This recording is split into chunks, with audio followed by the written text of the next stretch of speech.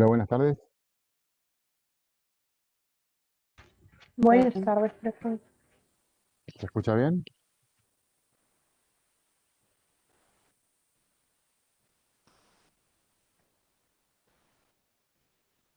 Hola, profe. Buenas tardes. Buenas tardes, ¿cómo están ustedes? Buenas siestas. Bien, gracias a Dios. Sí, ¿Ya almorzaron? ya. Buenísimo.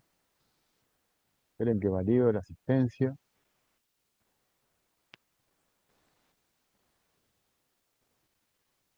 Hola, ¿cómo están? Hola, Buenas, Merce. buenas Hola, tardes, Cami. profes. Buenas tardes. Hola, buenas tardes. Hola, hola, hola, ¿cómo están? Están todos con cara de sueño, che, ¿qué pasa? Ni que fuesen las 2 de la tarde. Ahí validé la asistencia, Hola, confirmen. hola, Hola, Quilecito. hola, ¿cómo están? ¿Todo bien?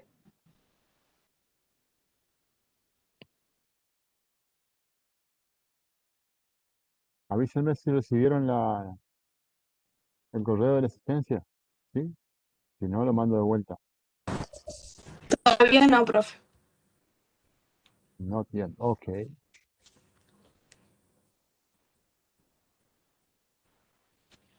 Buah,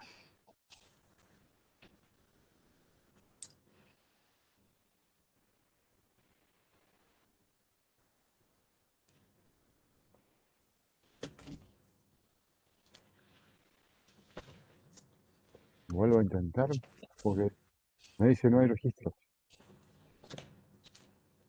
A la última hora lo solucionamos. ¿Marcaste la sesión? Sí, profe, sí, sí, sí. Sí.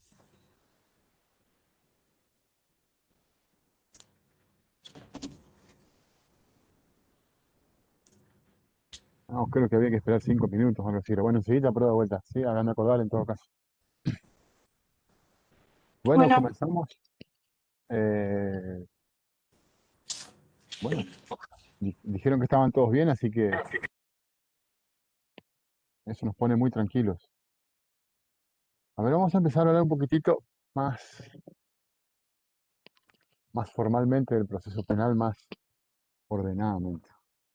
La idea de la charla de hoy es empezar un poco intentando explicar dónde estamos parados dentro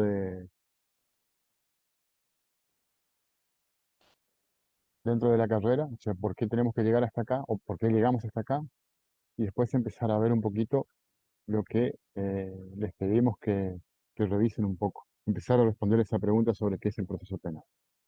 Un poco anticipadamente a eso, eh, a mí me gusta remarcar todos los años algunas ideas que me parecen importantes porque nos guían a lo largo de todo el curso y de hecho creo yo que guían a, a todo aquel que de cualquier manera se involucre en algún punto con el proceso penal. Sí, son algunas de las ideas centrales que justamente empezamos por ahí porque la intención es marcarlas desde el principio y, y proponer que nunca se olviden de eso.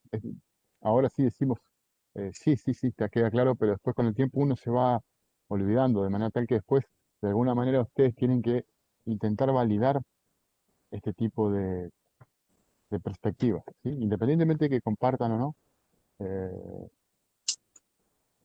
la posición que nosotros asumimos, lo importante es que reflexionen al respecto, ¿sí? Eh, eh,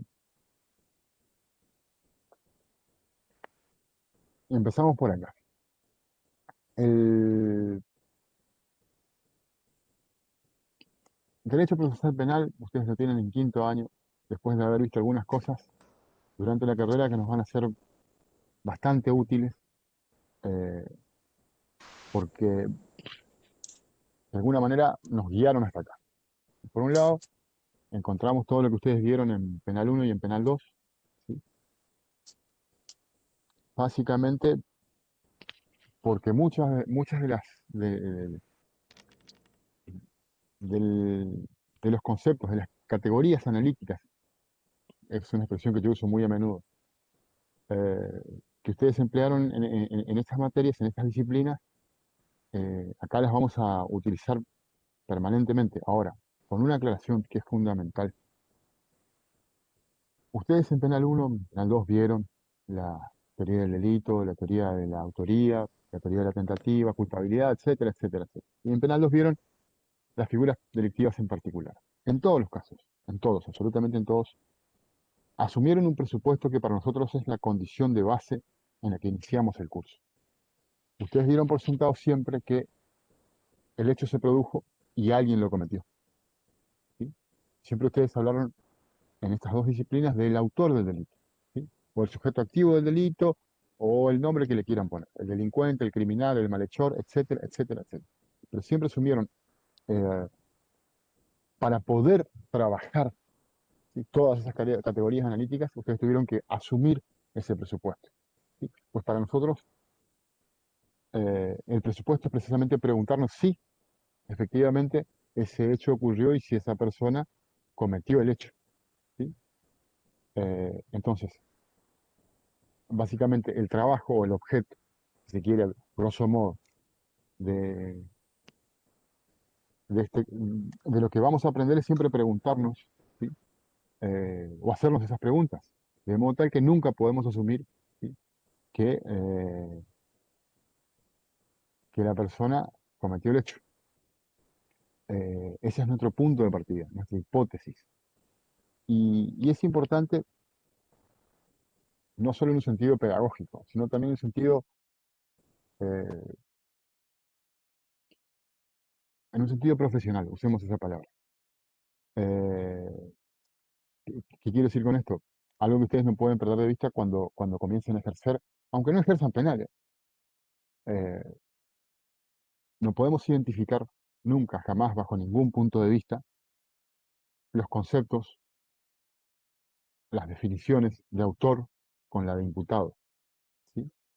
Necesariamente, ¿sí?, en términos conceptuales son cosas distintas. Tienen que ser cosas distintas. Si no, no tiene ningún sentido el proceso.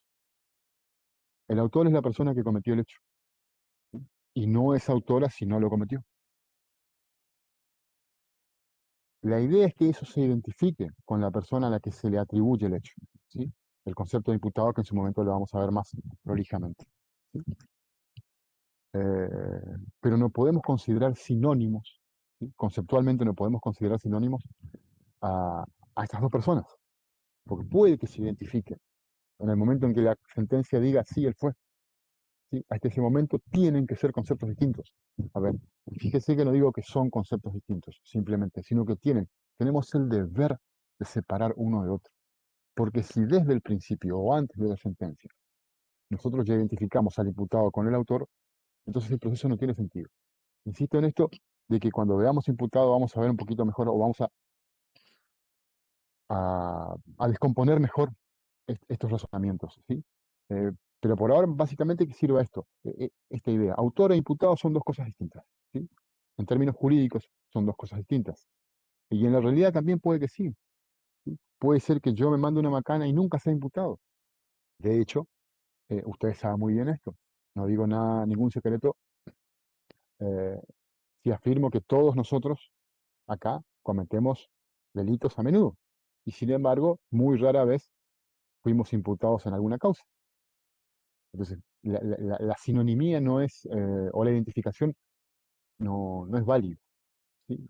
Y en algunos casos ocurre que una persona puede ser imputada sin haber cometido el hecho que se le atribuye, ¿sí? Y esto es fundamental, de vuelta, es fundamental. Autor e imputado son cosas distintas, son jurídicamente cosas distintas y nosotros no podemos identificar porque flaco favor le haríamos a quien se está intentando defender si de antemano ya decidimos que fue, ¿sí? No tiene sentido el proceso, la defensa y el proceso si hacemos ese ejercicio intelectual. Eh, entonces, primera aclaración. Imputado puede ser sinónimo de sospechoso, de presunto autor, ¿sí?, de posible autor o lo que se le ocurre. Autor es jurídicamente una vez que se decidió por sentencia que fue. ¿Sí? En la realidad, por supuesto, el autor es el que cometió o no cometió. Por eso hago la aclaración de que estamos hablando en términos jurídicos. ¿Sí? Siempre tenemos que tener en cuenta eso. Y cuando desarrollemos el contenido del imputado, vamos a explicar mejor esto de distinguir la realidad del concepto y por qué es importante hacerlo. Ahora, junto a este bagaje de penal 1 y penal 2, que insisto nos va a ser muy útil, viene el bagaje que ustedes vieron en procesal civil, en los procesales, ¿sí? Que también nos son sumamente útiles, eh, son en un punto nuestros nutrientes. Ahora, también es importante remarcar algunas cositas para no caer en errores, ¿sí? En errores en el análisis, ¿sí? Sobre los mismos fenómenos que ustedes estudiaron en procesal, traídos al proceso penal, en procesal civil, traídos al proceso penal. Porque eh, eh, uno de los más graves errores que podríamos cometer es pensar que todos esos fenómenos o esas categorías se aplican al proceso penal, simplemente que varía el derecho de fondo que se aplica, ¿sí? Ustedes recordarán que tenemos los derechos de forma y los derechos de fondo. Los derechos de fondo son los que eh, consagran, ¿sí? Derechos, facultades, potestades, etcétera, etcétera. ¿Sí? Y el derecho de forma es el que reglamenta o regula la forma de ejercer judicialmente esos derechos, ¿sí? Si partimos de esa distinción, insisto en esto, sería un grave error pensar que acá simplemente la única diferencia está que allá aplicamos el Código Civil, el Código Civil y Comercial o la ley laboral y acá el Código Penal, punto. No, la diferencia quizás sea mucho mayor. eh, y de hecho creo que es mucho mayor. Perdón, mi vecino anda paseando en la moto. ¿Se escuchan esos ruidos? La moto. ¡Guau, guau, guau! ¿Se escucha o no? Ah, buenísimo. Eh,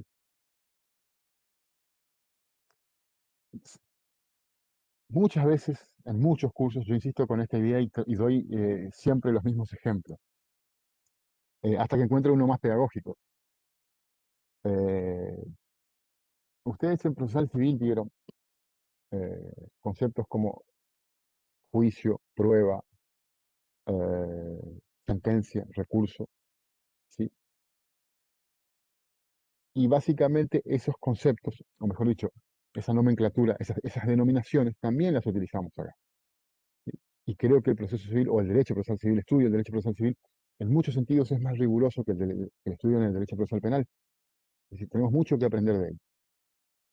Nos han enseñado mucho y tenemos todavía más que aprender de ellos. Nosotros no vemos la evolución histórica del derecho procesal penal, pero nació como un hijo del derecho procesal civil.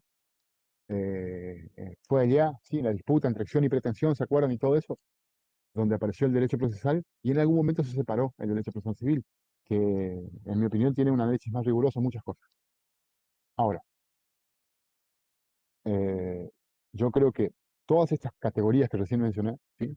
Sentencia, acción, pretensión, ¿sí? Prueba, recurso, se identifican conceptualmente con las del proceso civil, pero tienen diferencias. Y en mi opinión, en esas diferencias, ¿sí? Que hay entre el mismo concepto en uno y otro proceso, ¿sí? Es donde está la verdadera naturaleza de esa categoría en el proceso penal, ¿sí?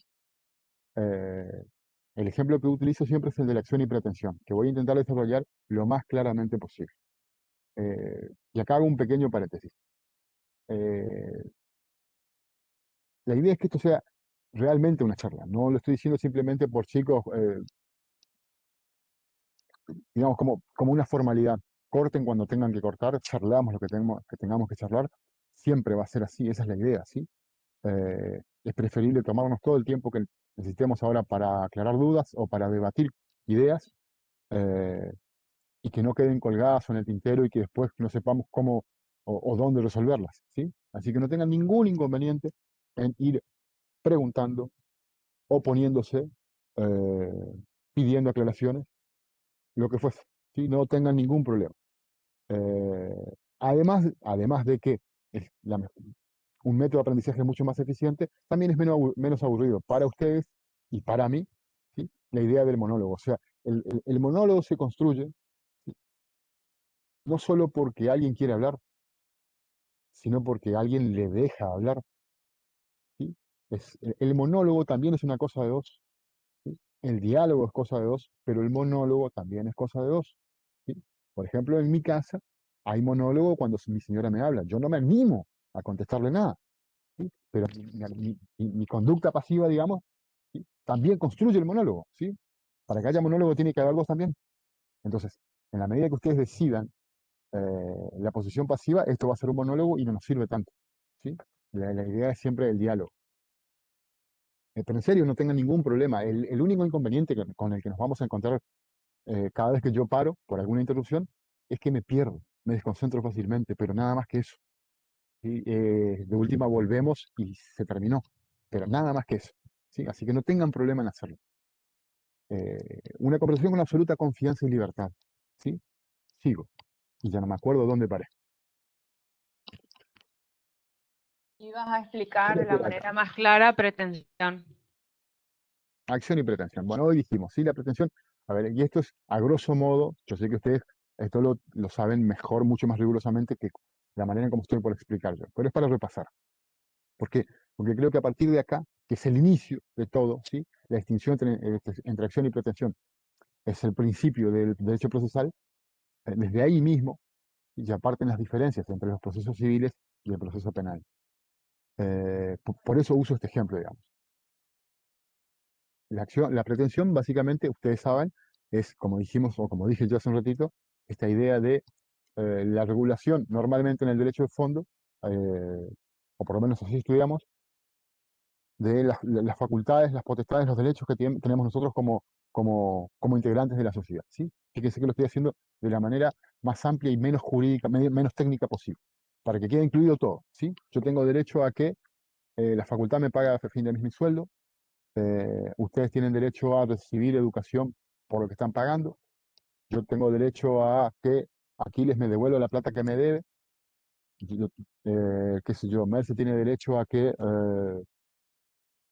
el Poder Judicial le pague, a que si alguien le choca el auto, le reintegre el valor de lo que ella tuvo que gastar para dejar el auto como estaba, etcétera, etcétera, etcétera, etcétera, etcétera. ¿Sí? Vamos al derecho de familia, yo tengo derecho a que lo que dejaron como patrimonio mis viejos me quede a mí y a mis hermanos, yo tengo derecho a llevar el apellido de mi padre o de mi madre, etcétera, etcétera, etcétera, ¿sí? Ahí están las pretensiones. Y normalmente eso se cumple. Yo voy al kiosco, le pido un paquete de galletitas al kiosquero, él me lo entrega y yo le pago, ¿sí? Su pretensión se deduce inmediatamente y sin ningún tipo de conflicto. Eh, Ahora, el problema de distinguir entre acción y pretensión aparece cuando el derecho no se respeta, se viola, se vulnera, se restringe, se condiciona.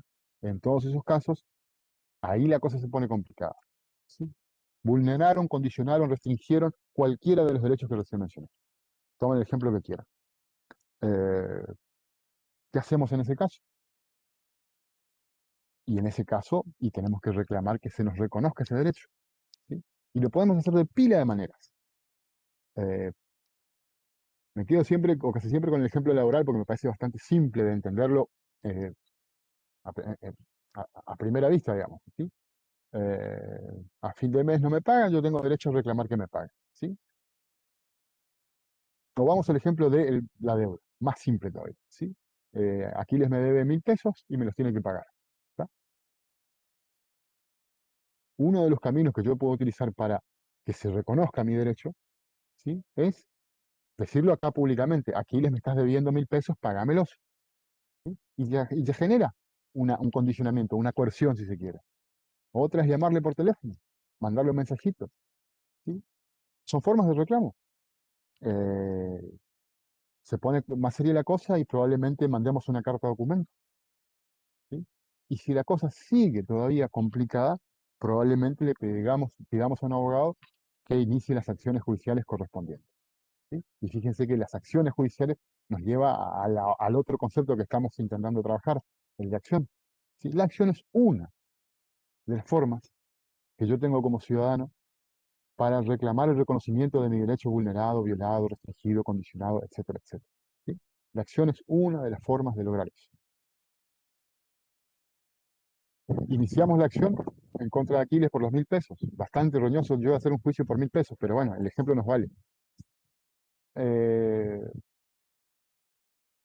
Llega el momento de la sentencia reconoce mi derecho y le ordena a Aquiles a pagarme esa plata, ¿sí? Entonces, la acción me sirvió a mí para hacer valer la pretensión, ¿sí? Ahora, puede haber ocurrido también, ustedes recordarán, ¿sí? Modos anormales de extinción del proceso. Ahí está. Ah, ¿por qué digo esto? Porque esto estábamos hablando en la clase pasada con los chicos de C Cruz y Libres y no me acordaba de esta expresión. En el proceso civil, el modo normal, son las dos manos, el modo normal de terminación del proceso es la sentencia, pero puede que se termine antes, ¿sí? ¿Y cuáles son los modos que prevé el derecho procesal civil? La conciliación, no me acuerdo muy bien, ¿sí? Conciliación, transacción, etcétera, etcétera. No me acuerdo. Si ustedes por ahí se acuerdan, nos tiran letras, ¿sí? Pero ¿a qué estamos apuntando? A que una vez que yo promoví la demanda en contra de Aquiles, Aquiles se acerca, le notificamos de la demanda a Aquiles y Aquiles se acerca y me dice, che, hagamos una cosa. Vos me estás reclamando 1.000 pesos más intereses, más honorarios, más costas y todo ese tipo de cosas. Yo te pago 1.200 y cerramos acá, ¿sí? Vos te encargas de tu abogado, bla, bla. Perfecto, le digo yo. Listo. Hacemos el convenio, después de presentada la demanda y de contestada inclusive, y le decimos al juez, señor juez, llegamos a un acuerdo, ¿sí? Arreglamos por tanto dinero. Y está. Perfecto. El juez dirá, bueno, acá no está. Si ellos resolvieron el problema, yo no tengo nada que decir, ¿sí? Se termina acá el caso, sobreseimiento. Pongamos que Aquiles me pagó cuando yo le mandé el mensajito. Pongamos que Aquiles me pagó cuando yo le mandé el mensaje de WhatsApp. Pongamos que Aquiles me pagó luego de que le intimé por carta de documento. Pongamos que Aquiles me pagó luego de una transacción una vez iniciado el juicio. Pongamos que Aquiles recién me pagó con la sentencia ejecutada. En todos los casos, ¿sí? Yo terminé satisfecho, ¿sí? Y todas esas formas, ¿sí?, de solución del conflicto son igualmente válidas. La sentencia, ¿sí?, que ordena ejecutar y que me pague a mí, tiene el mismo valor que la transacción, tiene el mismo valor que el acuerdo al que llegamos después de que yo le mando un mensajito.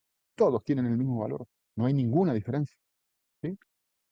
Entonces, la acción en los procesos no penales, por decirlo de alguna manera, tiene un valor mucho más relativo que en el proceso penal. Es una de las formas de resolver el problema, o una de las formas, siguiendo o intentando ser un poco más rigurosos, es una de las formas de reconocer la pretensión que se vio vulnerada, afectada o condicionada, ¿sí? Una de las tantas. Las otras tienen el mismo valor. En el proceso penal eso no ocurre. Hay una sola forma. Cuando yo le robo a Aquiles 1.000 pesos, o le hurto a Aquiles 1.000 pesos, o le defraudo a 1.000 pesos, ¿sí?, la pretensión penal, nadie le puede afectar su patrimonio, no podemos hacerla valer si no es por medio del proceso penal. La única forma válida, legítima, de que Aquiles quede preso, perdón, de que yo quede preso por haberle defraudado o robado a Aquiles, es que se inicie la acción penal. Ahí se me cortó, ¿se escucha? ¿Se ve? Está. Sí, pero Porque por ahí en un momento me desaparecieron todas las caritas así. Y ¡Ujú! hace un segundo se dejó de escuchar, se veía nomás, Está. pero fueron 2 segundos. Sí, y le cambió la voz a Aquiles. No sé si si será la conexión de él o qué será.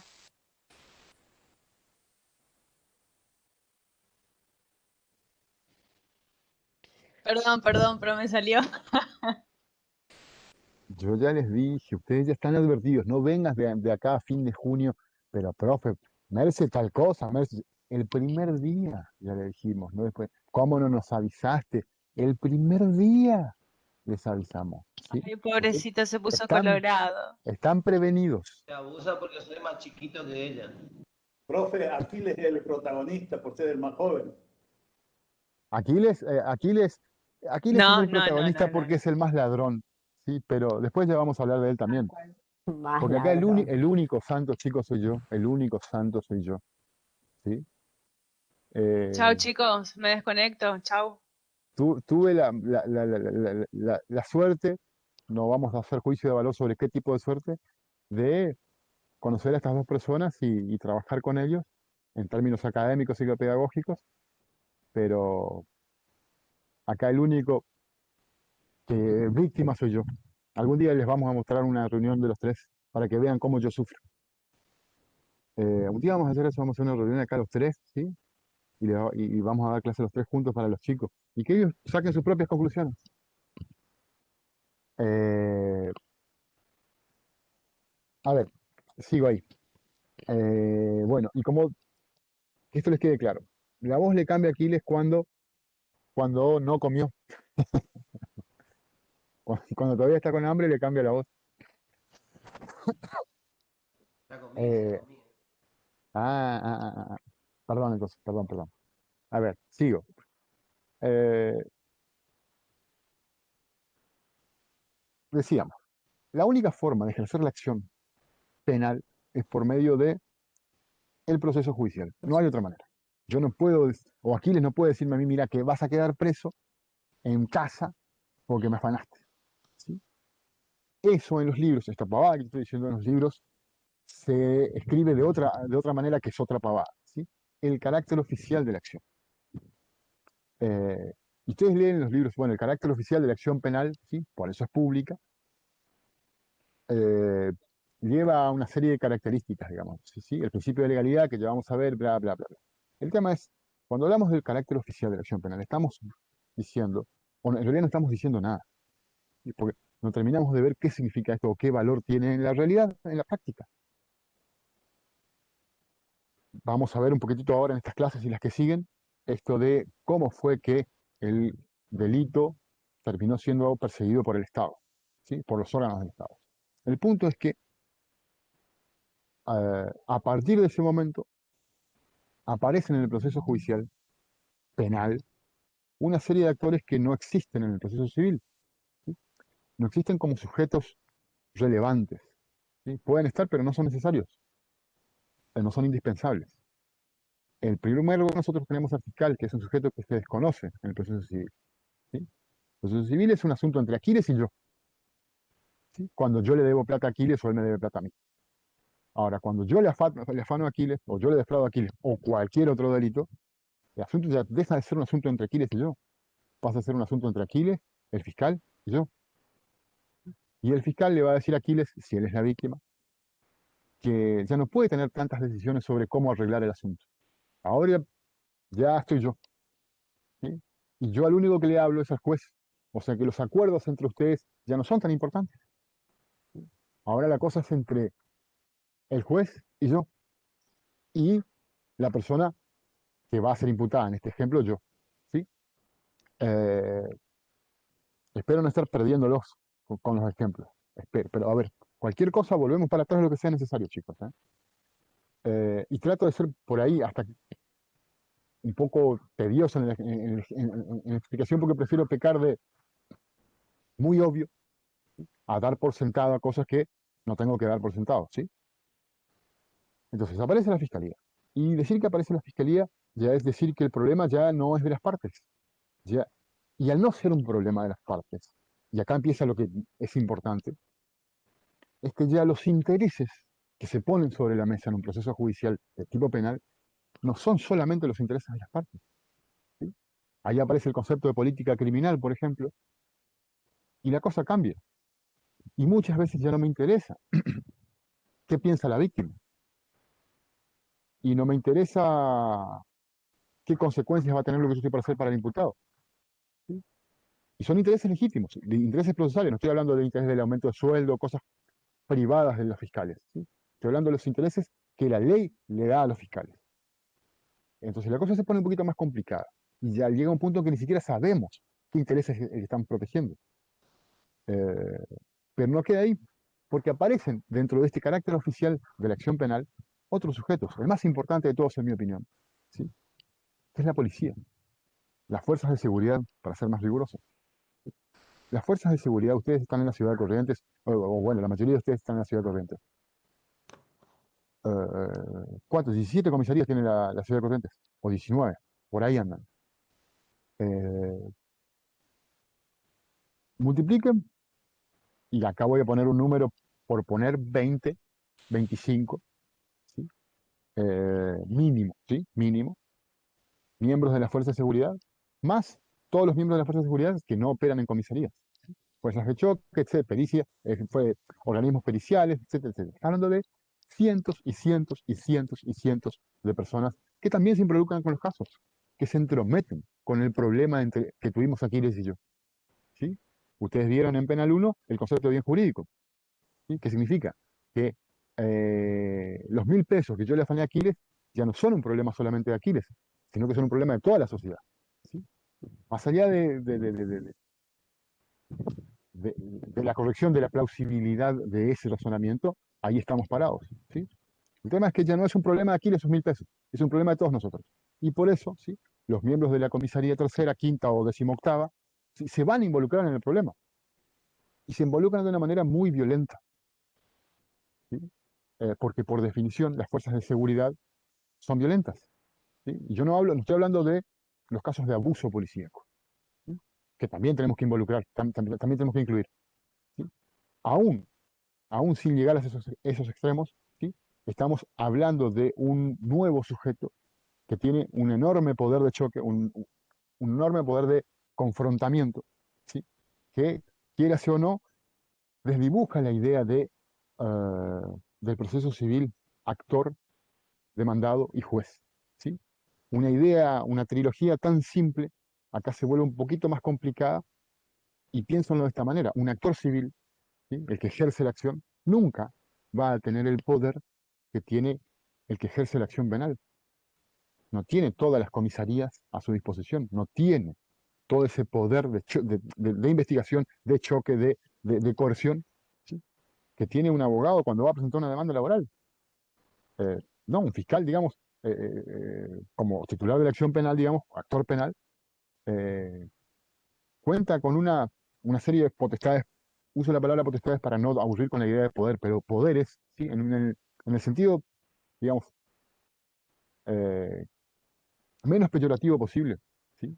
De eso es de lo que estamos hablando, de tener un, un paquete de facultades, ¿sí? Que condicionan mucho el día a día de nosotros como ciudadanos y no condicionan solo la vida de los chorros, condicionan la vida de todos nosotros. ¿Sí? Entonces, la aparición de estos sujetos a partir del carácter oficial de la acción penal eh, es algo que nosotros no podemos dejar de ver nunca. El derecho procesal penal no es solo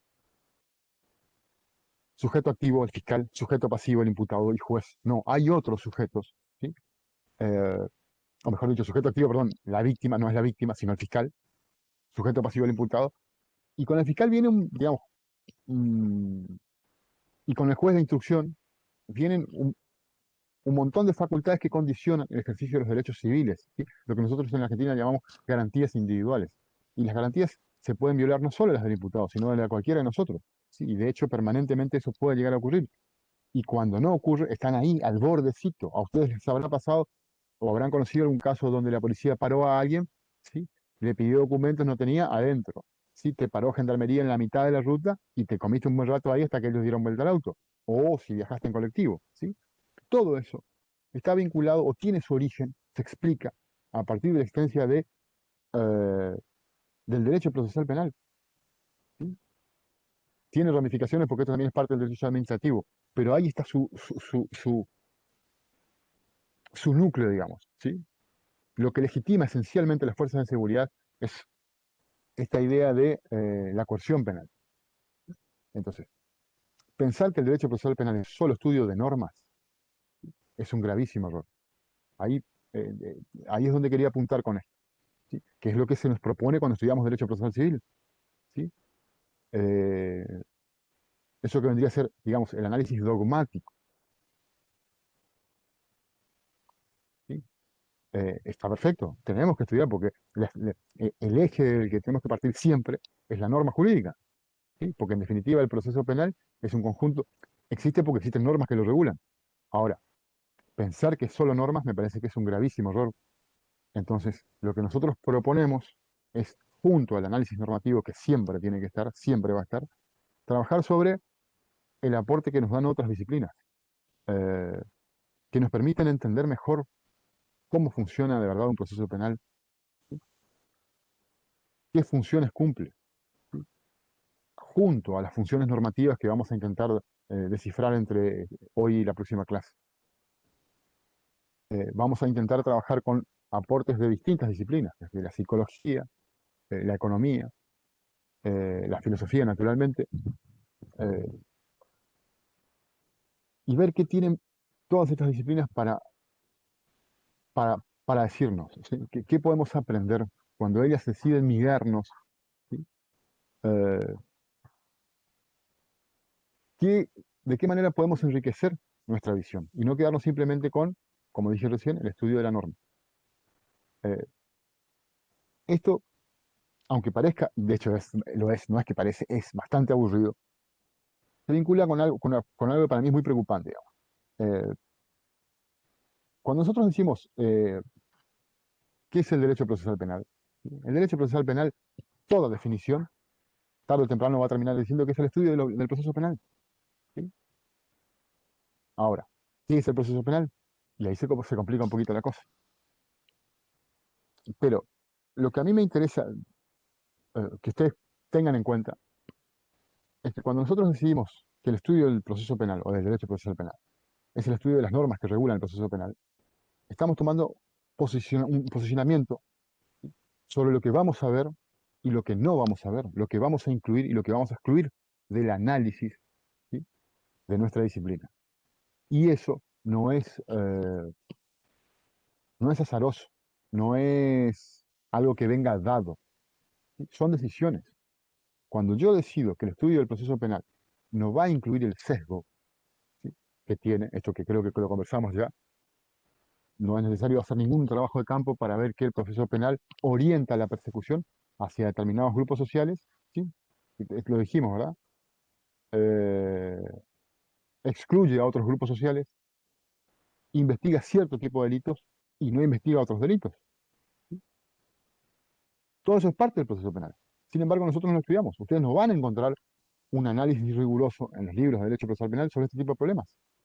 Y si le preguntamos a un procesalista, nos va a decir, porque esos no son problemas del derecho procesal penal, son el problema de otras disciplinas. La sociología criminal, la criminología, la filosofía política. ¿Sí? Eh, y me parece que eso es un grave error, porque lo que estamos haciendo en definitiva es, al hacer la vista al gorda con todos esos problemas, lo único que estamos haciendo es replicar, legitimar, validar una forma de ver y aplicar el proceso penal. Y eso es lo que me parece que es un gravísimo error. Entonces, a riesgo de ser menos rigurosos, menos, entre comillas, científicos, yo creo que el análisis tiene que incluir siempre y en todo caso, ¿sí? No solo el fundamento normativo, sino también su funcionamiento. ¿Sí? Y el funcionamiento normalmente no es parte del análisis del derecho. Eh, entonces, sea que forme o no parte del derecho, del estudio jurídico, ¿sí? El estudio de lo jurídico, este tipo de fenómenos nosotros no podemos dejarlo de lado. Imposible. No, no, por lo menos para quienes creemos que el proceso penal no sirve para un pomo. Así como está configurado, no sirve para nada, no le sirve a nadie. Ni a los que están del lado que creen que esto es siempre ir contra los mismos giles, ¿sí? Ni tampoco le sirve a aquellos que consideran que esto es un viva la pepa. A nadie le sirve una configuración del proceso penal que mire solamente las normas. Insisto, las normas hay que mirarlas, ¿sí? Pero justamente verlas para ver cómo se reflejan y si se reflejan en la realidad, ¿sí? Eso para nosotros es fundamental. Entonces, eh, más allá de que tenemos que estudiar normas, vamos a incluir otras cosas. Y eso complica un poco nuestro trabajo eh, de aprendizaje clase a clase, ¿sí? Pero también yo creo que lo enriquece y motiva un poco más, porque podemos hablar de fenómenos que no son típicamente fenómenos normativos. No solo nos vamos a dedicar a analizar normas, vamos a analizar problemas, cosas que ustedes ven. Eh, Fíjense ustedes que cuando la gente habla de la justicia, normalmente habla de la justicia penal, ¿sí? El proceso penal está todos los días en los medios, todos los días. Rara vez ustedes escuchen en los medios o en la gente, ¿sí? En general, que se discuta o se hable de un problema del derecho laboral, del derecho civil o del derecho contractual o el que fuese. Normalmente se habla de la justicia, se habla de la justicia penal, ¿sí? Entonces, negar la posible influencia que todo eso tiene en los procesos concretos es de vuelta permitir que los procesos sean manejados o influenciados por un montón de factores ajenos al derecho o a los intereses jurídicos que condicionen o hasta determinen las decisiones y nosotros no las analizamos, ¿sí? El otro día hablábamos con los chicos de sede Curuzú y sede Central, fuimos para ese lado y poníamos el ejemplo de la independencia de los jueces, ¿sí? Viéndolo desde esta perspectiva, digamos. Tenemos todos los medios hablando de un caso. Los medios, imagínense los medios de la ciudad corriente, los medios nacionales o los medios de la localidad donde se produzca el problema, ¿sí? ¿Eso condiciona o no condiciona al juez? ¿Sí? Y independientemente de la respuesta que demos a esa pregunta, la pregunta en sí misma es interesante.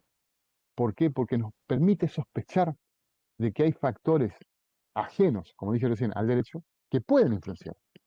Entonces, en un proceso, si lo que se supone que determina el juez de tomar una decisión es la prueba, y eso aprendemos en la facultad y nos quedamos con eso, y después nos encontramos con que el juez va a decidir muchas veces, o podemos sospechar que el juez va a decidir en función de otras razones distintas a la prueba, y nosotros como abogados no tenemos cómo reaccionar ante eso, no sabemos qué hacer, porque nos limitamos toda la carrera a pensar que la prueba era la única forma de resolver casos. Ahora, yo no digo que tengamos que ser expertos en periodismo para resolver este tipo de problemas, sino ver si este problema es real, si este problema condiciona a los jueces y en todo caso cómo resolverlo, ¿sí? Pero es un problema del derecho, no es un problema de la criminología, no es un problema de la sociología criminal, no es un problema de la política, ¿sí? No es un problema de la licenciatura en periodismo, ¿no? Es un problema nuestro. Entonces, no podemos seguir haciendo la vista gorda con este tipo de fenómenos. Son fenómenos que condicionan decisiones jurídicas, pues entonces tienen que ser analizadas por el derecho. En ese sentido es que yo digo engordar un poco anárquicamente el objeto del proceso penal, ¿sí? Eh, y corremos riesgos de no ser rigurosos, pero es preferible cometer errores por esa vía que por la de adelgazar, hacer chiquito el objeto del estudio del proceso penal, muy pequeño, y en definitiva no termina de darnos respuestas a la mayoría de los problemas que intentamos resolver cuando nos enfrentamos a casos reales, a casos concretos, ¿sí?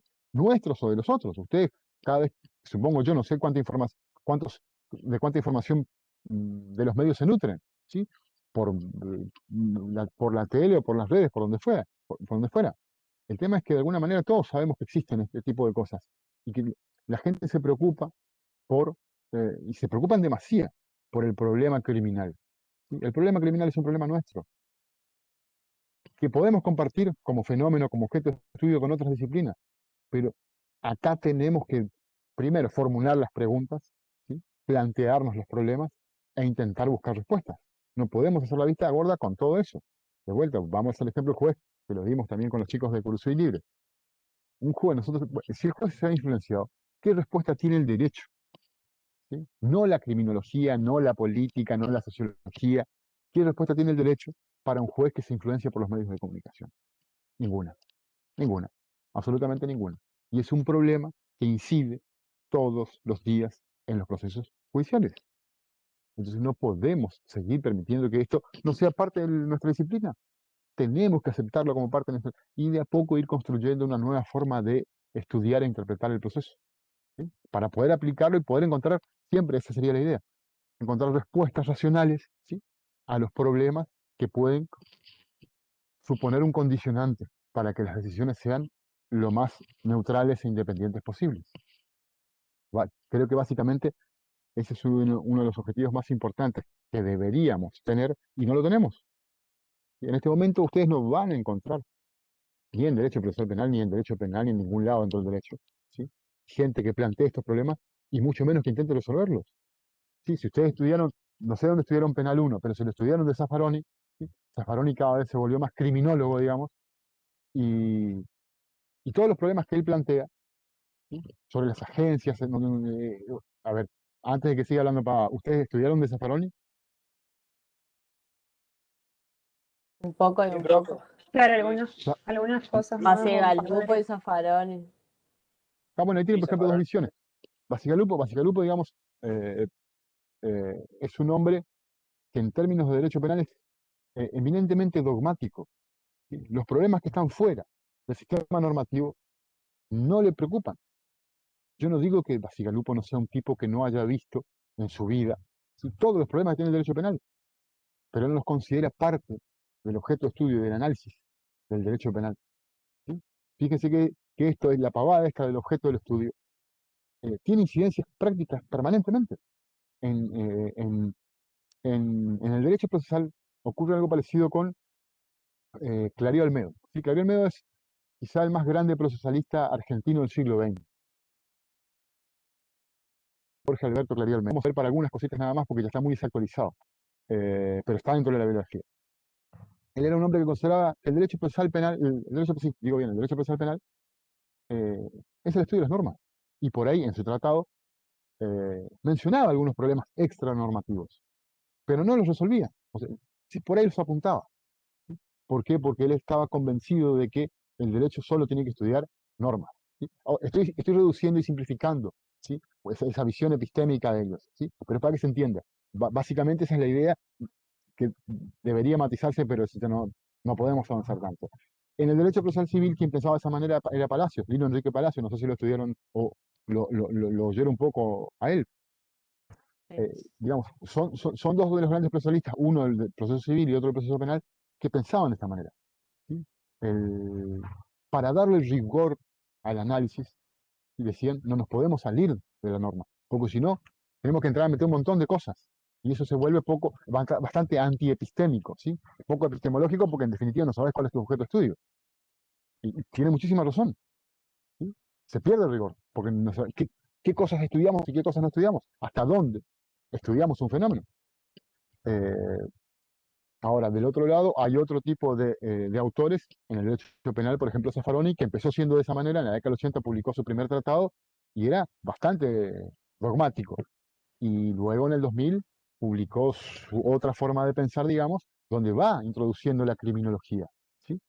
Que él toma fundamentalmente de algo, estudió un montón, si vieron la bibliografía que él trabaja es enorme, pero mucho de lo que él dice en términos criminológicos lo toma de Alessandro Barata, un italiano, un criminólogo radical, y nos va proponiendo otra forma de ver esto, y va incluyendo, ¿sí? Fenómenos que antes el derecho penal no le interesaba analizar.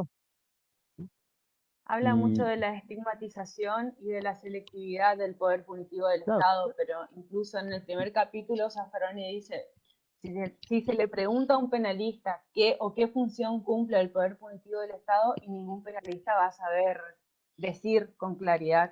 Y después dice, bueno, en fin, para mí la función del derecho penal no es legitimar al poder punitivo del Estado, sino solamente lo va a contener o lo va a limitar. Pero en fin, es como que también confundo un poquito de qué es. ya vuelvo a eso porque lo que vos dijiste está bueno. Aclaremos, Merce es profesora de Penal 1 acá en Libre, ¿sí? Así que Merce nos puede dar muchas pautas sobre, sobre los problemas de parte general cuando los tengamos que ver. Ahora, eh, es cierto, él habla de selectividad y en un libro de derecho penal, hablar de selectividad no es un problema, porque un problema es la criminología, dijeron siempre los penalistas. Ahora, los criminólogos no tienen posibilidad de resolver el problema de la selectividad, ¿sí? Porque el problema de la selectividad se ve dentro del derecho penal, en la aplicación concreta, en los procesos concretos, se ve la selectividad, ¿sí? Y los criminólogos no tienen incidencia en eso. Entonces, Y es del bastante fácil para estereotipo, nosotros. perdón. Exactamente, la selectividad por estereotipos, ¿sí? O sea, ¿cuál es el estereotipo de criminal hoy en día en la Argentina? ¿Sí? Bermudita un poquito larga, gorrita, flaquito, alto, sí, 18, 20, 22 años. ¿Sí? Ese es Piel el arquetipo de, morena, etcétera. exactamente, ¿sí? Bueno, ese es el arquetipo de chorrito, ¿sí? Yo zafo porque ya tengo demasiadas arrugas, ¿sí? Pero años atrás iba para arquetipo. De hecho, bueno, me hicieron acordar, acá yo ya era profesor, 2011, 2012 hice un trabajo de campo después le vamos a pasar algunas fotos. Durante un par de años no me corté el pelo, a mí no me queda el pelo largo, me queda el pelo alto, ¿sí? Todo enruladito, ¿sí? Andaba por ahí, era un palito, yo no existía, no tenía tantas arrugas, con la mota Profe, no es así. necesario, no queremos ver fotos suyas, ¿saben? No es Bueno, necesario. perfecto, les grafico. Y digamos que andaba un poco desalineado y varios meses anduve probando y sí, era documento a cada rato me pedía.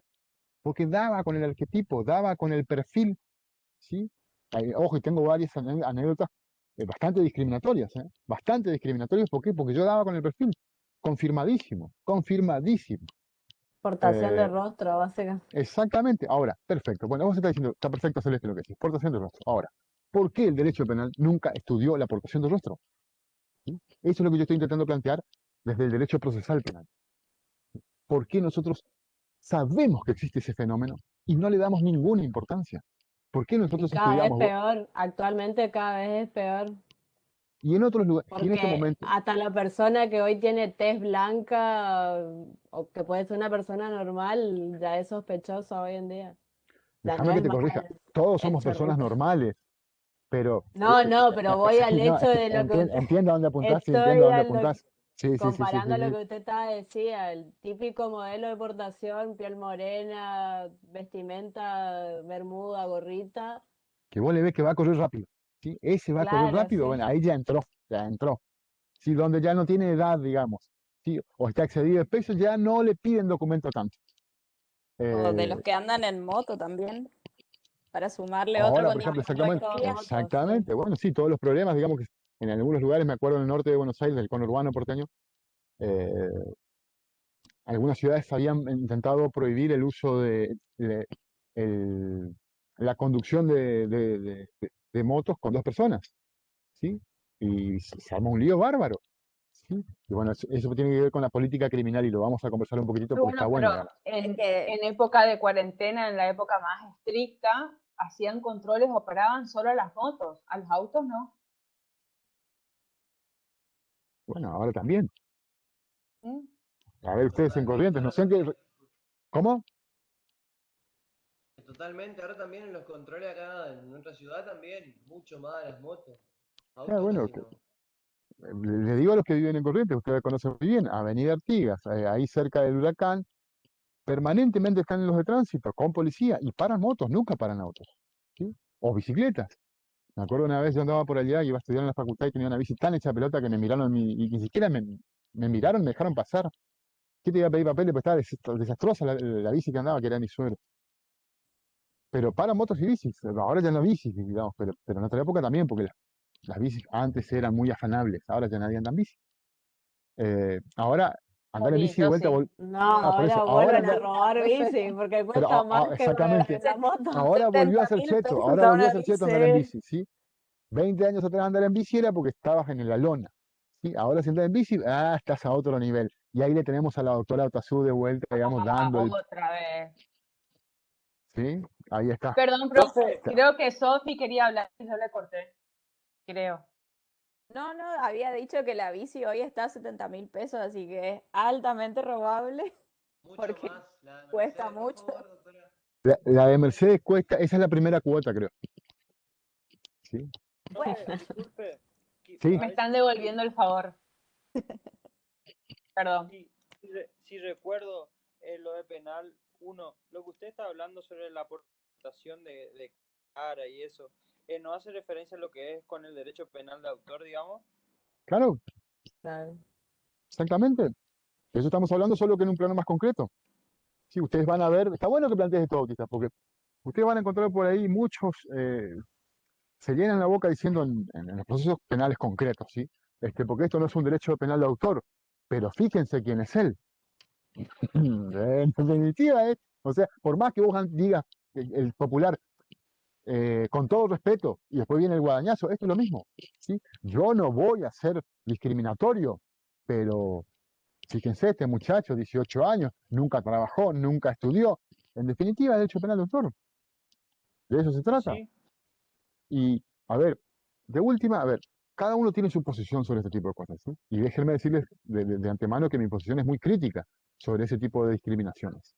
Pero aun cuando ustedes piensen que, que es necesario, que es correcto, que está bien, ¿sí? Que esta gente vaya presa por lo menos primero, los primeros que tienen que ir presos son todos ellos. Después vemos si van los de traje. El punto es que tenemos que discutir sobre esto, ¿sí? Ese es por ahora mi planteo, ¿sí? Lo que yo intento comunicar con toda la huevada que estoy diciendo. Yo no estoy Yo queriendo, a entiendo, ver, nunca voy a querer que ustedes piensen como yo, ¿sí? yo Pero entiendo, lo que sí digo es que profe, tenemos que discutir, sí.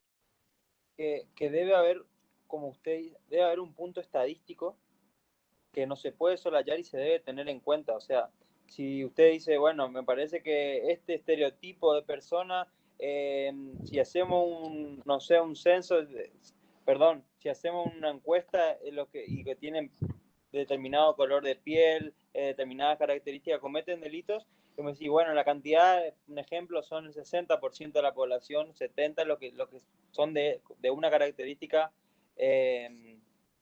como la que estuvimos hablando recién. Pero también entiendo que no se puede,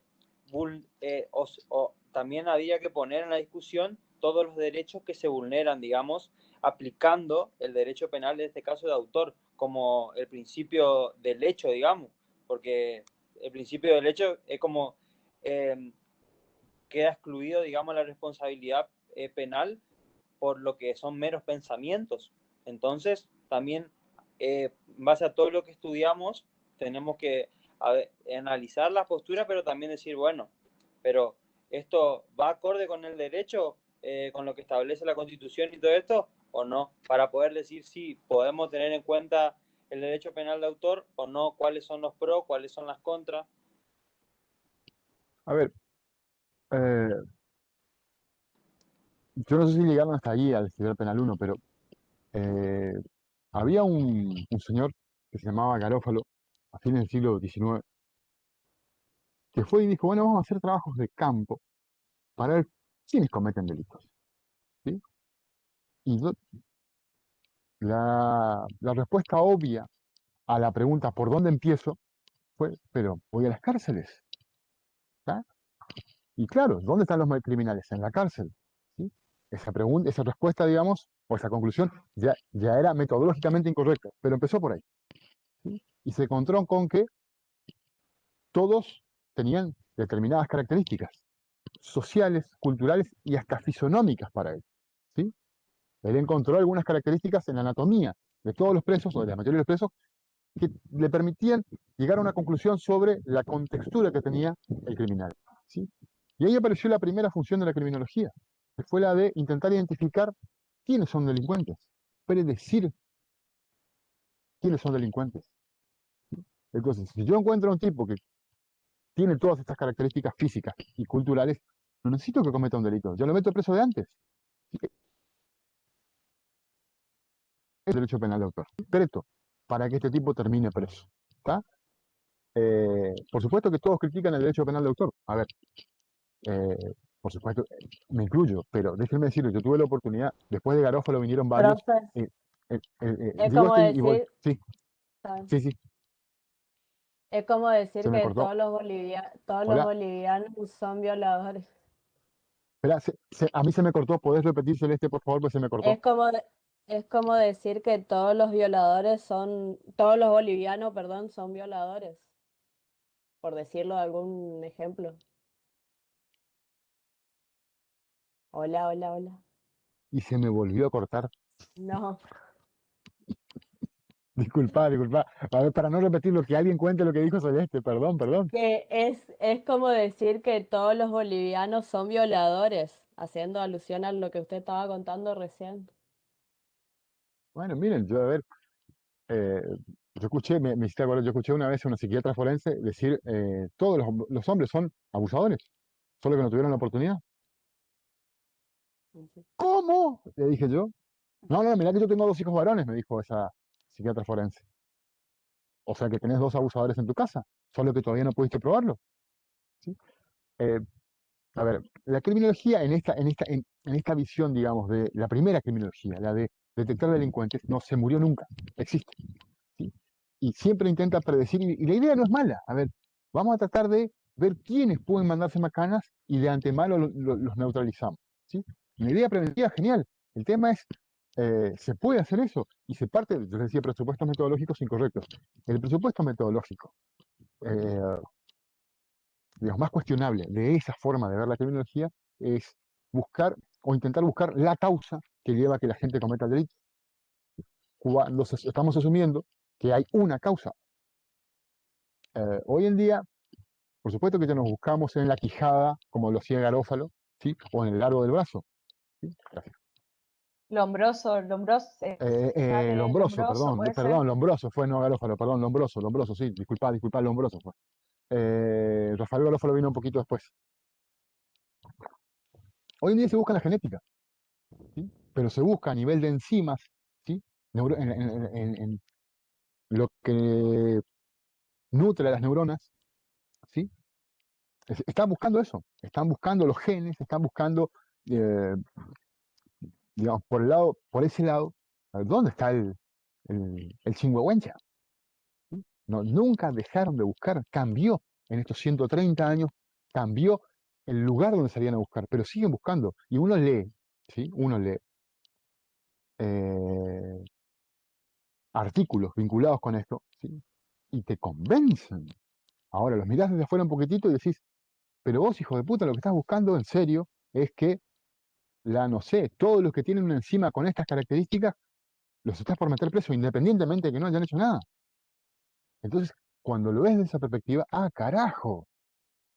Ahí te empezás a preocupar, porque empezás a mirar para adelante, ¿qué están por hacer con esto? ¿Sí? Eh, bueno, no vamos a entrar en ejemplos, pero de eso hay un montón que por el bien de todos hicieron macanas, ¿sí? Muchísimas macanas. Sí, señor. La hora nada más le recuerdo porque usted me dice que siempre le recuerdo. Sos un amor, Aquiles, Leonardo, Ezequiel, Me voy a callar. Me voy a callar. pero es un amor el hombre. ¿Qué tenés para decir? Bueno, a ver, No, cuestionar su... una cosita más, antes de descansar unos minutos. Esto que mencionaba Merce, sobre lo que trabaja Zaffaroni, sobre cuál es la función del derecho penal, ¿sí? Y de alguna manera limitar el poder punitivo. En mi opinión, el derecho procesal penal es el que debería cumplir esa función, ¿sí? Ahora, y le aclaro desde entrada, yo respeto y admiro a tipos como Zaffaroni eh, en cuanto a cómo trabajan, cómo analizan, el rigor con el que intentan analizar cada problema que tienen. Pero esto que comenta Merce, fíjense que tiene para mí un dejo muy fuerte de soberbia. Porque él dice, ¿cuáles son las agencias penales? Las agencias penales, empecemos por los legisladores, que dicen que es delito, ¿sí? Las agencias judiciales, ¿sí?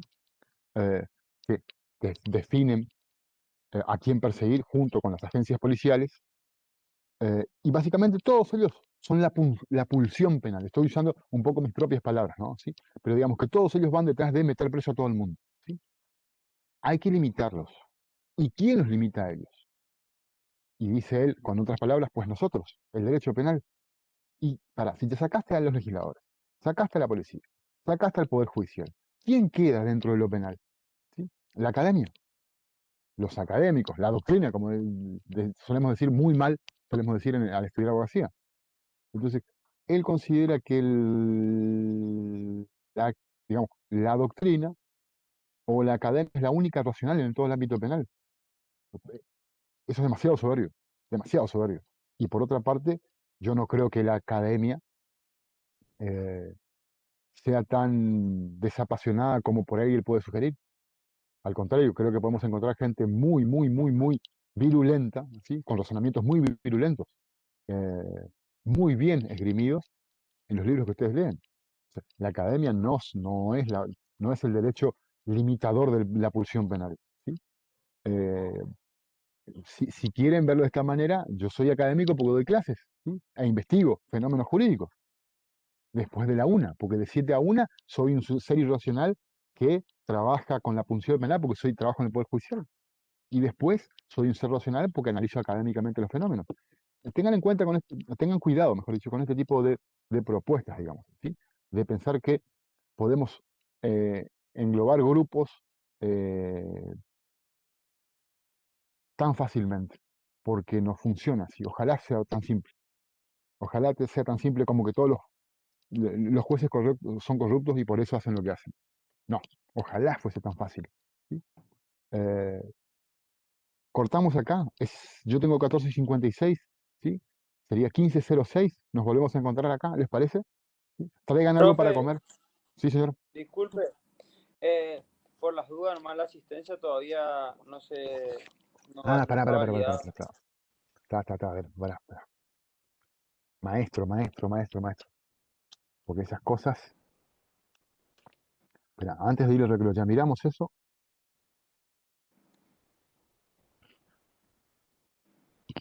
Menos mal que te acordás. Justo entré al login desde la compu y vi eso. Ahí estamos. Y no hay registros, me dice de vuelta. Saben que yo le voy a preguntar ahora eh, a la directora de carrera qué pasa, porque a mí normalmente me avisa, se le envió un correo a todos y ahora me dice no hay registros. O sea que probablemente ustedes no hayan visto nada todavía. Así que ahora cuando termine la clase yo le pregunto a ella, ¿sí? Y les aviso en todo caso en el grupo. ¿Les parece? Sí, profe, perfecto. Descansamos entonces hasta las 6, ¿sí? Bueno, Sí. Bueno, bueno, ahí volvemos. ¿Cómo están? Volvimos de la pausa. Eh, Perdón y me corrijo, Binder dice del ejercicio de la abogacía habla. a ver, eh, Está, está perfecto. En definitiva, a ver, ¿quién ejerce el derecho? La abogacía, o sea, ¿quién aplica el derecho de la abogacía? O por lo menos aplica la abogacía cuando hay conflictos, ¿sí? Eh, esto ya es filosofía del derecho y se complica un poquitito. Algunos dicen que eh, el derecho es solamente el derecho judicial, el derecho que se presenta en los tribunales cuando hay problemas, ¿sí? Hay toda una posición jurídica. Alf Ross, filósofo de hace muchísimo tiempo, decía eso, y muchos piensan que ese es el objeto de estudio del derecho, ¿sí? Eh, pero después yo pienso que el derecho también se aplica cuando pago al que usted me vende un paquete de cigarros. ¿Qué derecho en ese caso? De cumplimiento voluntario. Ahora, eh, volviendo al otro que les estaba diciendo, eh, cuando uno se plantea pero desde la raíz, ¿sí? No dar por sentado nada, se empieza a preguntar un montón de cosas. Cito, yo no creo que ustedes tengan, o nosotros, me incluyo, tengamos que pensar que la propiedad privada es mala, pero pensemos, o sea, lleguemos nosotros a nuestras propias conclusiones, ¿sí? Sobre eso. ¿Y cómo haríamos si no es de esa manera? Insisto, estoy en un ejemplo extremo. Podemos utilizar ejemplos más aceptables, digamos. Pero para mostrarles que desde el vamos o desde la base se pueden preguntar un montón de cosas, se pueden plantear un montón de cosas y no dar por sentado nada o casi nada, ¿sí? Y está bueno desde ahí empezar a repensar y encontrar respuestas alternativas a las que vemos, ¿sí? Y ahí básicamente podemos decir que estamos seguros de lo que estamos diciendo, ¿sí? O de lo que queremos, ¿sí? Si yo no me puse a pensar seriamente en si es buena o no es buena la propiedad privada, insisto, es un ejemplo extremo, probablemente yo esté aceptando una idea que me impusieron, ¿sí? Vuelvo a insistir, el ejemplo de la propiedad privada es solo eso, un ejemplo, ¿sí? No quiero que piensen que yo soy un maldito comunista que quiere volver a la época de los gulags o algo por el estilo, no, ¿sí? Pero es un buen ejemplo, para, insisto, desde el hecho, por lo que decía Mercy, ¿sí? Eh, el derecho o la abogacía, cualquiera de los dos, no son inocentes, ¿sí? Así que cuando una idea viene con un sentido, con una intención, busquemos esa intención y decidamos si estamos de acuerdo con esa intención o no. Y a partir de ahí, ¿sí? Recién podremos decir que somos libres, ¿sí? En la decisión o en la toma de posición que adoptamos, ¿sí? No comprar buzones, hablando mal y pronto. Perdón que me haya ido, pero me parece que daba el pie y en todo caso después volveremos sobre esto si les parece interesante discutir. Esto es filosofía. Eh, a ver, pido disculpas por la cantidad de estupideces que dije y les pregunto, alguna pregunta, alguna duda, algo que quieran aportar, reflexionar, debatir. Hablen ahora o hablen después, no hay problema. Nunca callen para siempre. Nunca, nunca, nunca callen para siempre. No, eso no vale.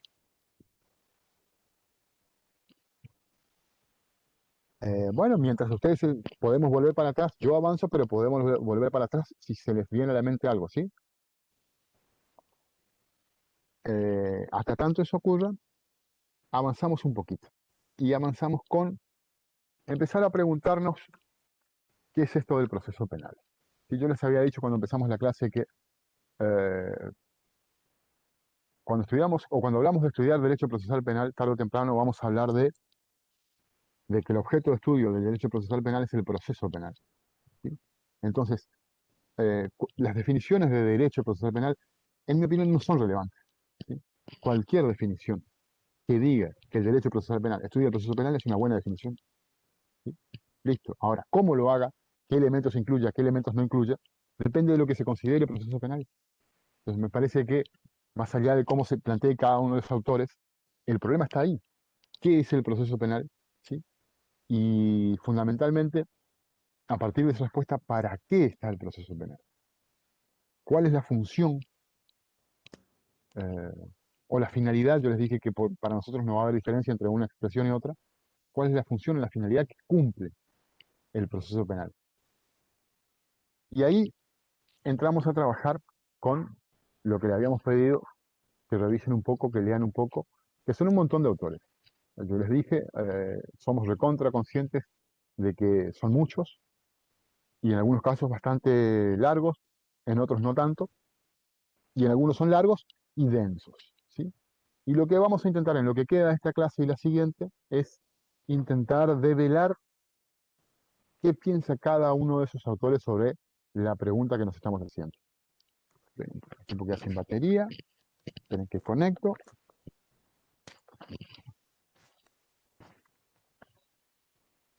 Bien. Eh,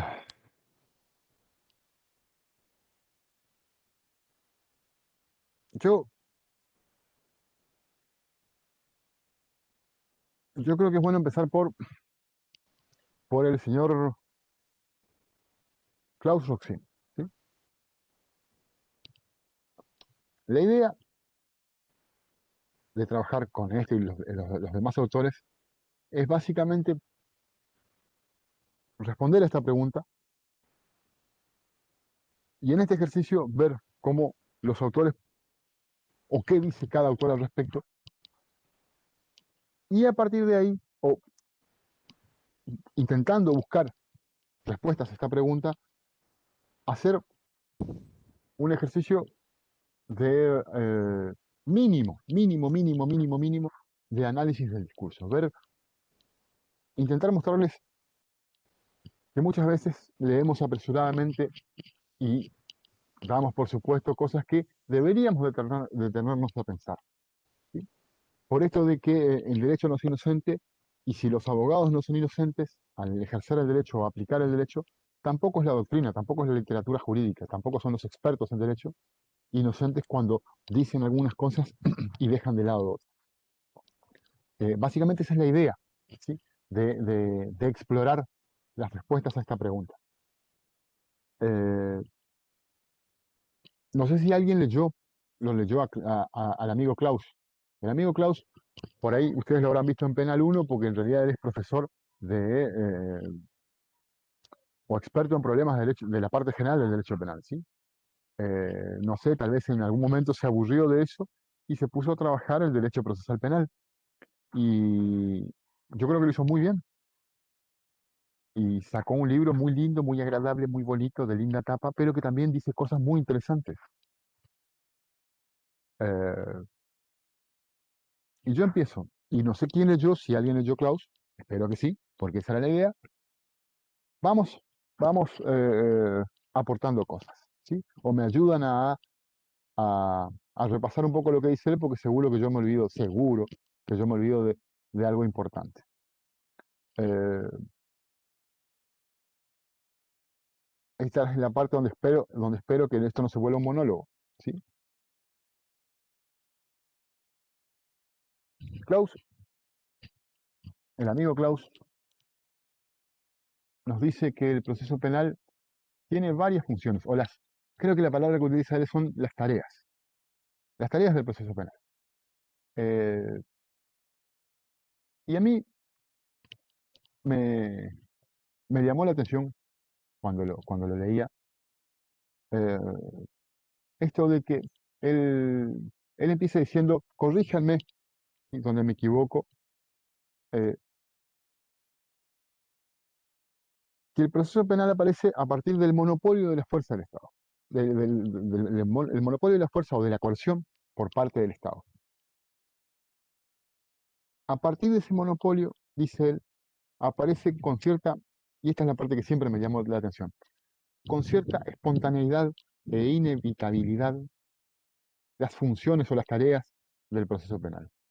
Dice, ¿por qué espontáneo y por qué inevitable? Fíjense, como casi al pasar, él dice cosas como estas, y a mí me preocupa no entender por qué lo dice. ¿Sí? Lo explica, por lo menos a mí me costó entender, por ahí ustedes lo entendieron bien, y de una. Pero básicamente, detrás de eso, hay una toma de posición sobre,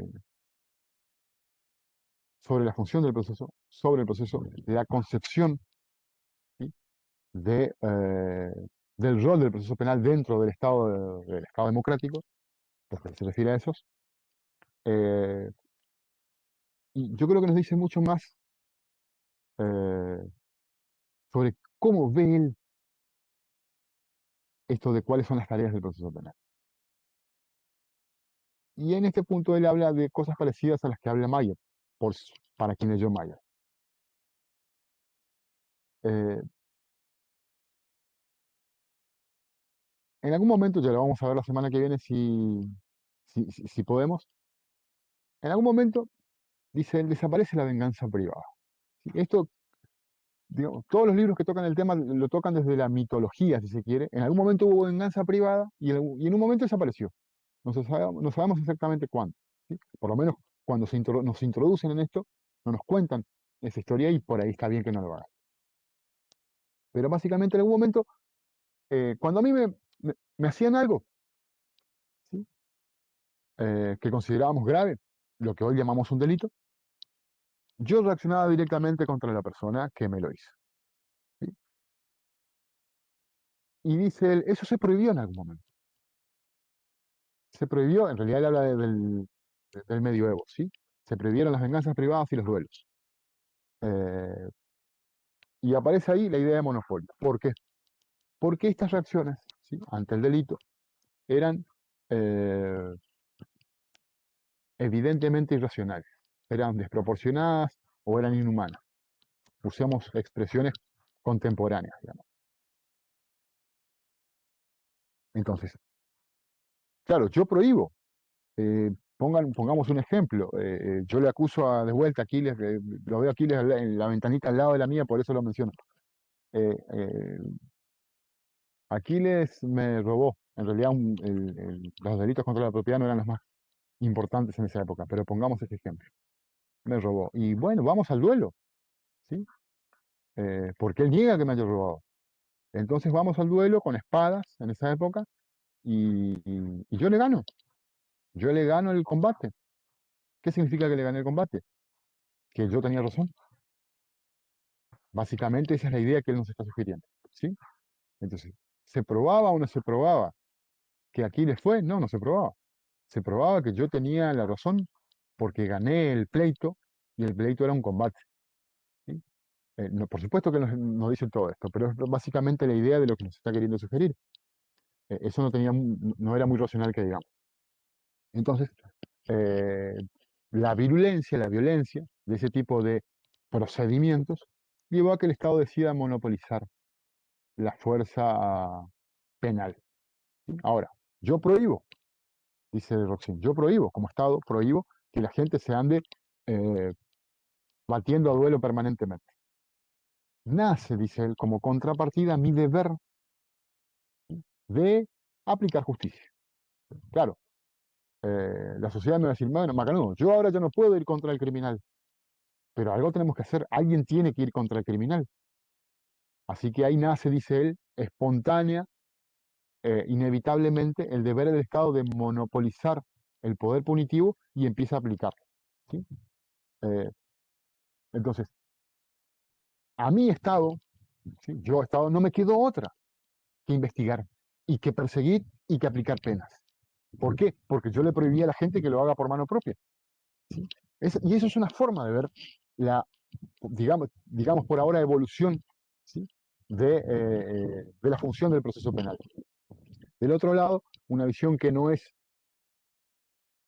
tan clara en los libros de derecho procesal, pero que está por ahí más o menos latente, nos dice que las cosas funcionaron un poco al revés. Cuando yo vi que el poder penal era un buen poder, ¿sí? Yo Estado, decidí quedármelo para mí, bajo la excusa de administrar justicia. Entonces yo decidí prohibirle a la gente que aplique justicia por mano propia, pero no porque me interesase o no la racionalidad de estos mecanismos, sino porque el proceso penal suponía el monopolio de la fuerza. ¿Sí? A partir de ahí ya nadie más podía aplicar legítimamente la fuerza que yo. ¿Sí? Y hablando del medioevo, básicamente, no se olviden, en la época en que había un montón de poderes. ¿Sí? Estaba el rey, pero estaban todos los señores de las comarcas, ¿sí? Y también estaba el papado. Y todos peleaban por alguna cuotita de poder. Entonces los reyes lo que empezaron a hacer es administrar justicia. Y se quedaron con ese paquete del poder. Si ustedes se ponen a pensar, ¿sí? La administración de justicia y el cobro de impuestos son las dos cosas que le interesaron a todos los reyes. ¿Sí? Y si ustedes miran y con cierta licencia, ¿sí? Permítanme, eh, eh, sintetizar que hoy en día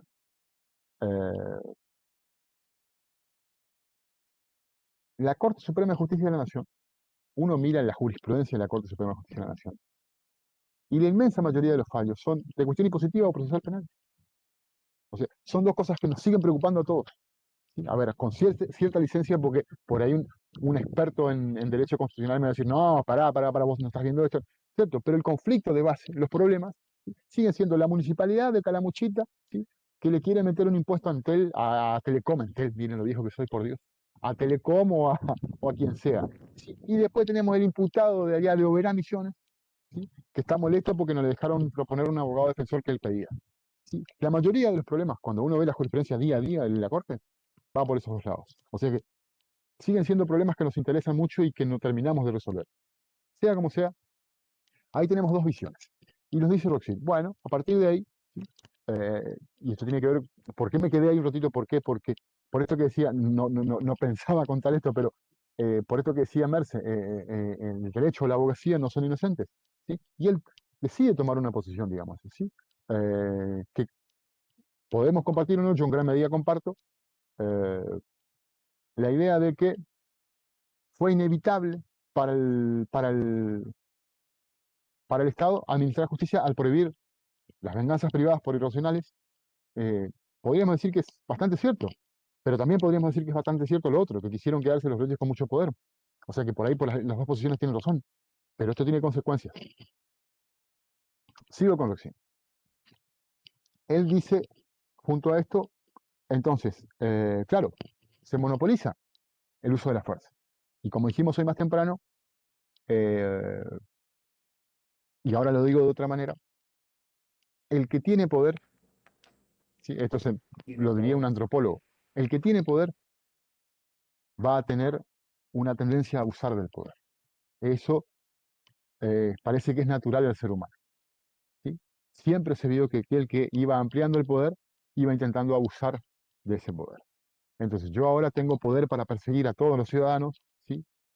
La única forma de coerción legítima en los estados soy yo, el propio Estado, de manera tal que corremos el riesgo de que esto sea una cacería de brujas permanente. Y de hecho existió la cacería de brujas. De ahí el- la preocupación, porque la historia mostró que muchas veces el proceso penal fue empleado abusivamente. ¿Sí?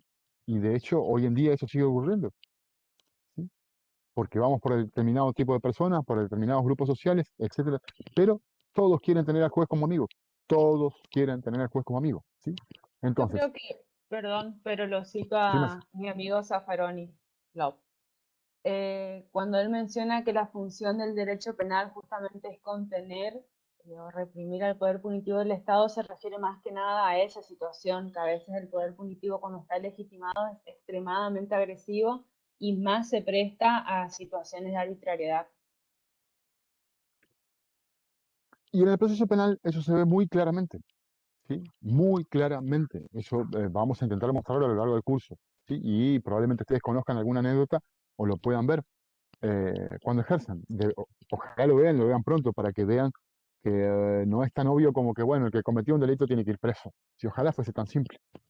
En el proceso penal ocurren muchas otras cosas que no tienen nada que ver con ese razonamiento tan, tan, tan fuerte por su simplicidad. Eh, eh, Merce, repetime lo que dijiste porque yo quería a partir de ahí seguir y ahora se me pasó. Perdón. Que Zaffaroni, cuando menciona que la función del derecho penal es contener o reprimir al poder punitivo del Estado, se refiere más que nada a lo que vos habías dicho recién, que a veces el poder punitivo cuando está legitimado suele ser extremadamente agresivo y a su vez Se es me cortó a arbitrario. mí, se le cortó a todos. Hola. Se cortó un poquitito. Perdón, Merce. Eh, Oh, hola. Are hola, you ¿sí? there? Sí, acá estamos toditos, todos.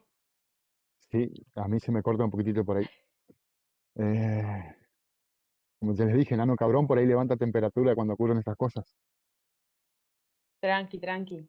Eh, bueno, sigo. ¿Se escucha? ¿Se escucha? Sí, ¿Se profe. escucha? Sí. ¿La Profe, temperatura? 4 minutos, Ah, mira, huepa. Eh, bueno, a ver, Profe, disculpe, la asistente no se voy a probar de vuelta. activó y Sí, a las 50 ya no vamos a poder. sí, no, por eso les dije, yo acá estoy intentando activar y si no, no se puede activar, ahora resolveremos eso con la gente de sistemas. Sí, no se puede activar. Ah, ok, No se Claro, puede. yo no estoy pudiendo activar, no me deja, o sea, perfecto. validar la asistencia, validar la asistencia y me dice no hay registros, no hay registros, no hay registros, o sea, es un problema de sistema, digamos, ¿sí? De última, acá, esta clase queda grabada, la gente del sistema la va a poder ver sin problema. De hecho, yo les aclaro, a partir de ahora todas las clases nosotros le vamos, bueno, creo que eso ya saben ustedes, le vamos a pasar, pues todas quedan registradas, todas grabadas. Salvo la parte que pausé y me olvidé de despausar. Eh, a a partir de lo que dijo Merce y un poco terminando con lo que decía Roxine. Entonces, claro, hay una idea de abusar, hay una idea de ir por más, ¿sí? ¿Esto dónde se ve? Eh, por ejemplo, si ya sabemos que el tipo fue, ¿sí? ¿Para qué nos vamos a preocupar por producir su prueba o por hacer algo que vaya en contra de la condena? Eso se ve en los procesos concretos permanentemente, permanentemente. Entonces, ahí sí está la idea de que el proceso penal funciona eh, o impone límites a la persecución, ¿sí? Impone, ahora queda para la clase que viene y vamos a ver cómo impone eso, o sí, cómo cada autor piensa que impone límites, ¿sí? Pero tiene que imponer límites. No se puede condenar a cualquier precio, por decirlo de alguna manera, es lo que nos dice Roxin. ¿Y cómo lo hace? Según él, ¿sí? A partir de garantías formales, dice él, ¿sí? O de formalidades. Ahora, esas formas, ¿se escucha? A mí me preocupa porque Sí, por ahí se bloquean las pantallitas, ¿sí? Eh, me escucho. Estas formas, digamos, por ser muy sintéticos, no son formas burocráticas, ¿sí? Presentar todo por triplicado, por las dos ventanillas, volver mañana, no. Se refiere no a formas burocráticas o formas insustanciales, sino a las formas relevantes. ¿Cuáles son esas formas relevantes? Las que tienen que ver con la igualdad de las partes en el proceso, ¿sí? La posibilidad de efectivamente ejercer la defensa, de refutar la acusación, ¿sí? ¿Y cómo se refuta la acusación? Pues presentando una hipótesis alternativa a la que presenta el fiscal, ¿sí? Intentando demostrar que el tipo no fue o lo fue en menor medida de cómo se dice, y controlando la legalidad, ¿sí?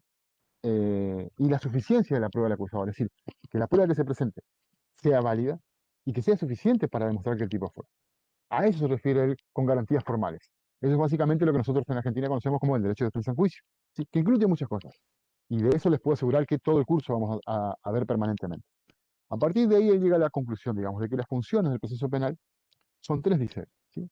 La función eh, que podríamos decir, no me acuerdo exactamente las palabras que utilizan, pero tienen que ver con una garantía material sobre la cuestión de fondo. ¿Qué significa esto? Que si nosotros decimos que Francisco fue, ¿sí? Es porque Francisco fue. La afirmación de qué fue lo que ocurrió tiene que coincidir con lo que realmente ocurrió. Que parece una estupidez, ¿sí? Parece demasiado obvio. Eh, pero la tiene que decir porque normalmente eso no ocurre, ¿sí? Y ya lo vamos a ver la clase que viene y la siguiente. Ahora, lo otro que le añade es esta garantía formal, de protección formal, ¿sí? O algo así son las palabras que utiliza él. Nos está hablando de esto que hablamos recién. No se puede llegar a la sentencia de cualquier manera, ni podemos aceptar cualquier tipo de sentencia. Una sentencia que se base, por ejemplo, en elementos ilegales. El ejemplo de la tortura sería demasiado evidente. Hay ejemplos mucho más sofisticados, ¿sí? Un caso donde una persona reconozca el hecho sin haber tenido una verdadera defensa, ¿sí? Es una confesión inválida. Y eso, por más que sea cierto, no podemos aceptar, el Estado no puede tolerar, ¿sí? Que se llegue a una sentencia condenatoria a partir de prueba ilegal. No puede el Estado aprovecharse de la ilegalidad de actos del proceso para llegar a una sentencia condenatoria. Esa es básicamente la idea. Y lo último que nos Profe, propone, sí, hora, sí. la hora. Y lo último que nos propone Roxin es, eh, digamos, esta garantía de verdad material bajo la protección formal del acusado para restablecer la paz jurídica. Y esto de la paz jurídica o la paz social lo vamos a ver también en varios autores, lo vamos a analizar después de verlos a todos. ¿Cortamos Sí, acá? profe, eso había notado yo justamente, el que me llamó la atención y me pareció interesante, textual es la palabra que tengo que anotar, que dice, en el procedimiento penal del Estado de Derecho de Protección del principio, el principio de formalidad no es menos importante que la condena del culpable y lo que usted dijo del restablecimiento de la paz jurídica. Está bien resumido ahí, y eso me pareció interesante, como que le da la misma importancia al procedimiento penal que la condena al culpable, digamos. Porque, y Y la ahí da clase un que viene, ejemplo que dice que uno ponele, disculpe, si uno prueba la comisión de un delito mediante una prueba, no sé, una prueba de escuchas y que son ilegal, se cae todo el proceso. Entonces estamos en lo mismo.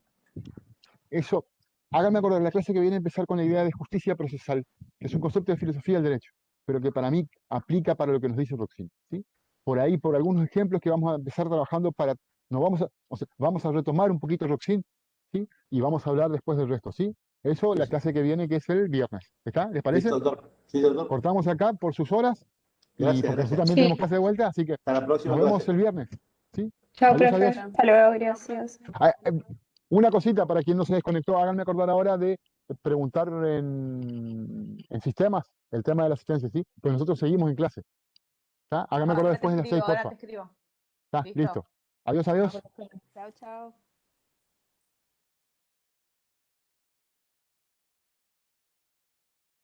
Corto y empiezo de vuelta, chicos. Todavía sigo grabando, ¿eh? Así que podés poner esa carita.